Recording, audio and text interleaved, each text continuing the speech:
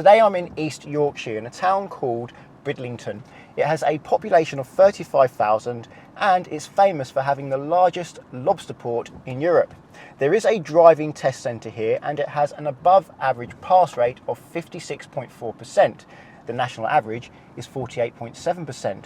But I've tried to pick the most difficult route I can for this area. And we have Bailey, a bus driver from Newcastle, who's doing his mock test. So you're a bus driver. Why do you want to do your mock test? well, I did my actual driving test 2 years ago, so I've been driving for 2 years, and I've been doing bus driving for half a year. Yep. And I just want to see if doing driving as a profession has maybe developed bad habits, anything worth testing and finding out. Okay, well Yeah. I can have a look. We're in his car. It's a Toyota IQ, 68 horsepower. Indeed, yes. I think it's about that. based on a Toyota Aygo, I think, I'm pretty sure. Yes. But I know it was sold as an Aston Martin Signet. So, yes, I think the they're worth Signet. quite a bit of money now, aren't they? They are, yeah. Anyway, I'll go and get your driving examiner, and as you are a full licence holder and this is your car, I'm not stepping in.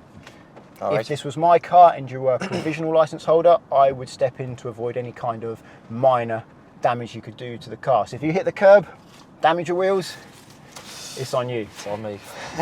I'll go and get your examiner. All right.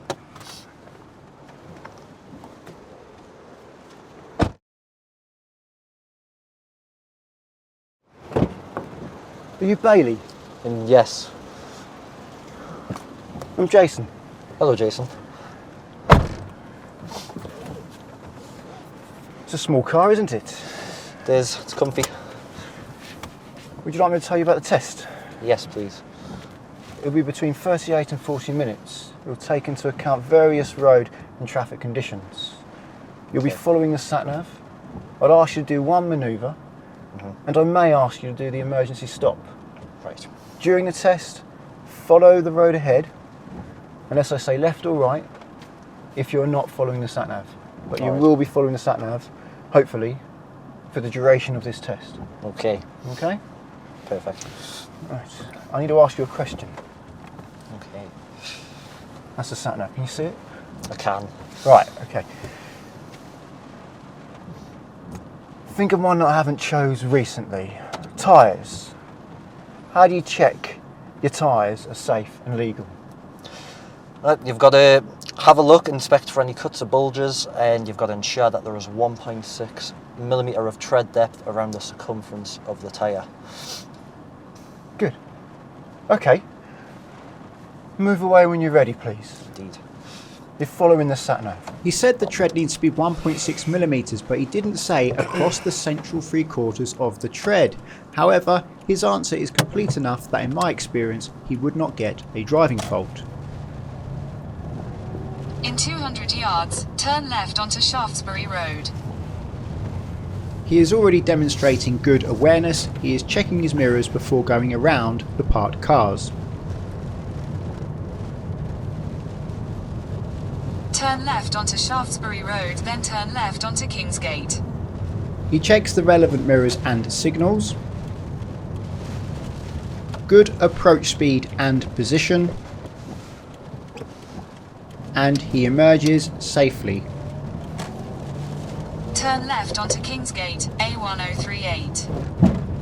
He does the next junction safely also. For the rest of the video, I'm going to skip to the junctions and hazards where there's an opportunity for me to give some education.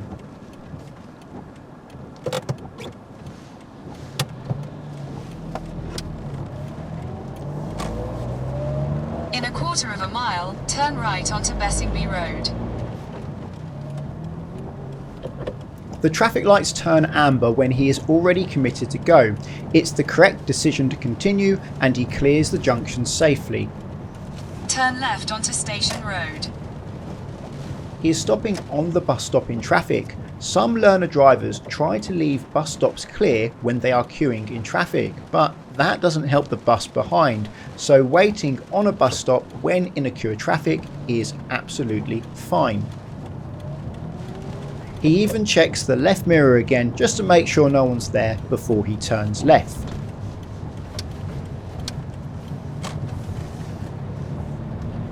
In a quarter of a mile, at the roundabout. roundabout, take the first exit onto Key Road. A safe approach speed towards the roundabout. He does not risk braking hard for the give-way line. He is aware of any vehicles approaching from the right, and he is aware of what's ahead also. However, it may not be a good idea to signal to leave this roundabout due to the road on the left. If a vehicle was waiting to pull out of that road, they may pull out in front of us thinking that we are turning into that road. No signal is better than a misleading signal. However, as there is no vehicle waiting to pull out from the road, signalling left here is not actually causing any danger, and therefore it's not likely going to be marked on the driving test.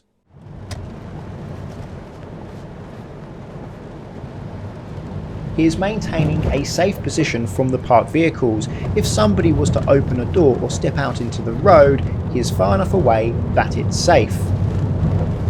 In 300 yards, turn right onto Kirkgate.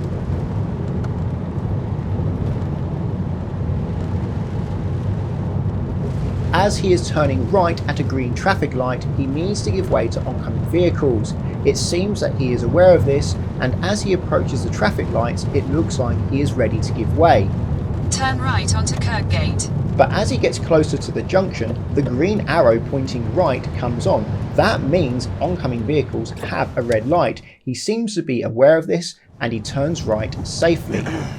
In 200 yards, turn right onto Sewerby Road. Again, a good distance from the parked vehicles. He is not close to either side. Turn right onto Sewerby Road. The sat-nav is saying turn right, but it's just a bend. He realises this, which is why he doesn't signal to go round the bend. In a quarter of a mile, your destination will be on the left. He judged a good speed for the speed bump. It wasn't too harsh. There wasn't much space up ahead, so it was a good decision to let the oncoming vehicles through. However, there was enough room to go if he wanted to.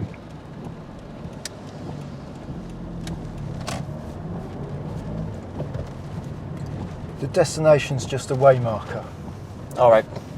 Continue following the sat-nav when you get to that destination. No problem.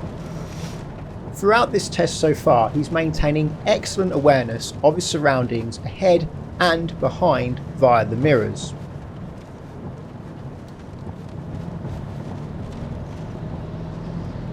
But we will pull over at the side of the road in a safe place on the left, please. No problem. I've asked him to pull over at the side of the road to see how he will pull over and then move away again when there are vehicles around. One moment, please. Head towards Great Meadow Road. Continue following the sat-nav, please. No worries.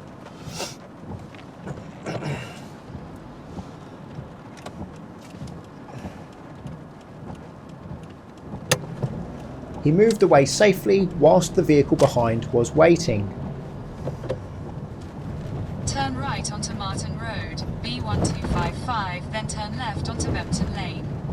I deliberately included the next junction in this test route because I was expecting a queue of traffic due to some traffic lights that was likely going to make it challenging to emerge from the end of the road. But the road to the right is closed, meaning no queue. However, a critical error still happens. At the traffic lights, there are two stop lines. It is illegal for a motorist or motorcyclist to cross the first stop line when the traffic lights are red. Look up Rule 178 of the Highway Code for more information. But he does cross the first stop line when the traffic lights are red, meaning this would be a serious fault and therefore a driving test fail. I don't think what he did was unsafe, but he did break the law. And if this was a real test, he would not pass. On the hill, pull over on a safe place on the left. Problem. He signals to the vehicle behind and pulls over safely. Your destination is on the left. I then had a problem with the sat-nav, so I'll skip ahead. Done. Yes! Whew. Anyway, Nice. back into character. All right.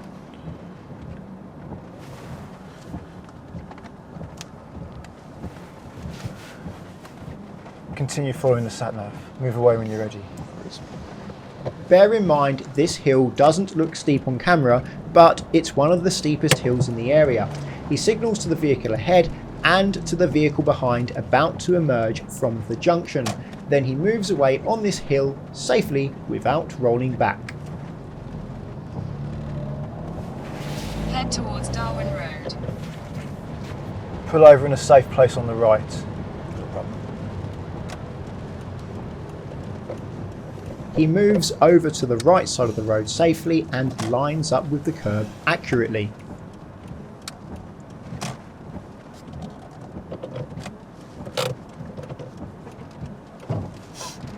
I'd like you to reverse back 2 car lengths, staying reasonably close to the curb. All right.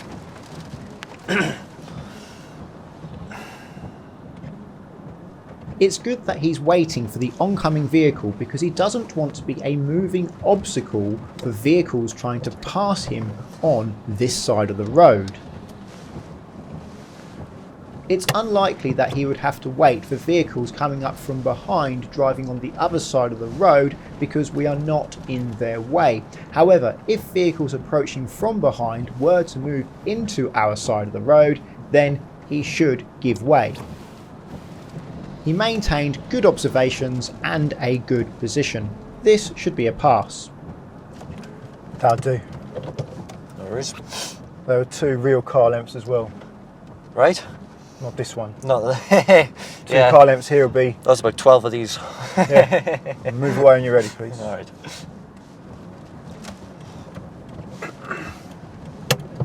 It's good that he checked his left blind spot this time as he is moving away from the right side of the road. It's good that he avoids the overrun area on this roundabout because it's really for long vehicles, and if you've been watching this video, In half a mile, turn right onto Short Lane. you would have realised by now that the Toyota IQ is not a very long vehicle. This is where he makes the car struggle. We are going up a fairly steep hill with low revs in a car that has an engine with very little power. It's struggling, the car is starting to buzz. We're in a 60 mph speed limit now and it's struggling to accelerate. He needs a lower gear and he needs more revs to get up this hill. This would likely be a minor mark for control gears. He signals too early because he mistakes the lay-by on the right to be the road he needs to take. He realises this, but he doesn't cancel the signal, he leaves it on. It would have been better to cancel the signal and then reapply the signal at an appropriate distance to the road he intends to take. This would likely be a minor mark for signals timed. Continue on Short Lane for half a mile. Blimey.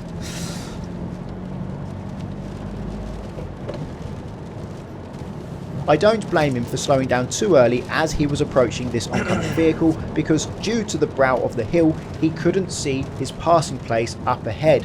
When the oncoming vehicle waited at that passing place he continued and then we could see where we could pass.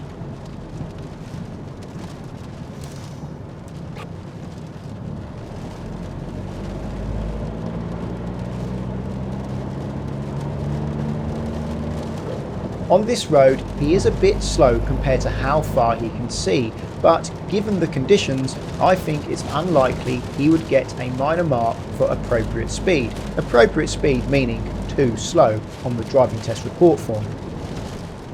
If he was too fast, it would be marked as use of speed on the driving test report form.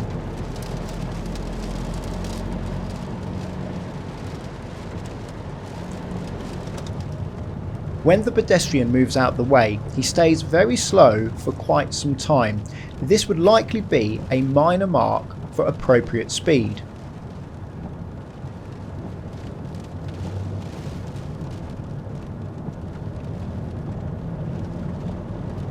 When I put my Let's hand do out it. and say stop, Yep. do the stop. All right. Don't do the stop. unless I say so. That's fine. In a quarter of a Stop. mile, turn right onto the Craig. I won't ask you to do that again. All right. Move away when you're ready. No problem. A good reaction, and it felt like he stopped the vehicle in the shortest distance possible for the tyres, and he checked both blind spots before moving away. Turn right onto the Craig, then your destination will be on the left. He turns into the appropriate entrance from this direction. A common mistake learners make is to go too far and to turn into this entrance on a junction that's laid out like this. But Bailey, he's not a learner driver. Your destination is on the left. Pull over on the left just before the white car, about a car length before the white car. No problem. This is for the angle start. Keep going, stop here. Move away when you're ready and then continue to follow the sat-nav. No problem. He is aware of his surroundings and he goes around the parked vehicle with good control. He is slow enough that he doesn't panic at the steering wheel trying to avoid it, and he doesn't get closer than he needs to. Turn right onto Martin Gate, B1255. I wonder how many people have tried to turn right from here. The road markings are faded and it's wet, so you can't see them, and it kind of looks like a place for turning right at the end of the road, but no, that is for oncoming vehicles entering this road from the major road. Fortunately, Bailey notices this and stays to the left of the island, but I wouldn't be surprised if people have failed their driving test in Bridlington at this junction for trying to turn right from here. That was very confusing. Agree. Just asking for someone to go and fail the In a test. quarter of a mile, at the roundabout, continue straight to stay on Martin Gate, B1255. When it's safe, show me how you use the horn in this vehicle. Yeah, there is. Thank There you. you go. That's the show me question for this driving test. A common mistake learners make is to stop because there is a red light, but the red light doesn't apply to us because we have a give way line with a give way sign, so we can continue if it's safe. Continue on Bessingby Road for half a mile. I'd like you to find a parking space and park You have forwards arrived. into it, please. No problem. Don't worry about your accuracy. This is not part of the test. All right. You've already done your manoeuvre. Sweet. Only one manoeuvre is carried out during the driving test in Great Britain, and Bailey has already done his. He did reverse on the right. It would be unfair to get him to do another manoeuvre now. That's why if he parks forwards and doesn't get it in between the lines, this is not going to be a driving fault. This is a difficult one because I definitely think Bailey should have a driving licence. I think the passengers on his bus are lucky to get him because he's smooth and safe, and I'd happily trust him with my own vehicle. But I can't pass him because he stopped slightly too far forwards at a set of traffic lights. He did not stop at the advanced stop line. And you could say he could not stop at the advanced stop line because he couldn't make the turn and then stop. There wasn't enough space. So if he was to stop at the advanced stop line, he'd be on the wrong side of the road, which is true. You could say, well, he should wait at the end of the road until the lights turned green and then go. But depending on what sort of traffic lights they are, they may stay red if he doesn't drive up to the traffic lights. They may not know he is there and therefore just stay red. Some traffic lights are set up like that. I don't know how those traffic lights are set up. Also, some people actually argue that advanced stop lines don't make the road more safe. They make the road less safe because they encourage cyclists to filter through traffic, and it means more vehicles now are going to overtake that cyclist. Filtering through traffic is a hazard. Overtaking cyclists is a hazard. So it increases two hazards. Other people would argue that advanced stop lines make the road more safe because cyclists are now in front of the queue at traffic lights, meaning they are more visible, particularly to oncoming vehicles that want to turn right at the green light. The oncoming vehicle is more likely to see that cyclist at the front of the queue. They are less likely to see the cyclist if they are behind a vehicle, particularly a van, and if they're less likely to see the cyclist, they are more likely to hit the cyclist. So there are arguments both ways as to whether or not advanced stop lines actually make the road more or less safe. But that doesn't matter, because the law is, if the lights are red, you must stop at the first line, the advanced stop line. And as he didn't, I can't pass him. Well, I hope you found the video interesting. If you did, please give it a thumbs up. And if you're looking for car insurance, check out the links to Collingwood and Confused in the description. If you're learning to drive and want to insure yourself on somebody else's car, then Collingwood are there for you, because you can do so without affecting the owner's policy. And that takes away a big stress from the owner of the car that you're using to practice learning to drive in. And via the link at the moment, it's up to 35% off and a £20 gift card. If you want to insure your own car, check out the link to confused.com, because you fill out one quote form and get loads of quotes back from many insurers to compare who's cheapest. And you can change your car on that quote as many times as you like without having to do the whole quote again. So if you're thinking about what car should I buy, you can fill out one quote form and just change the car and compare how much it costs to insure different cars. Easy. Using the links doesn't cost you anything, but it does support the channel, so thank you very much. Subscribe to get my future videos, and until the next one, cheerio.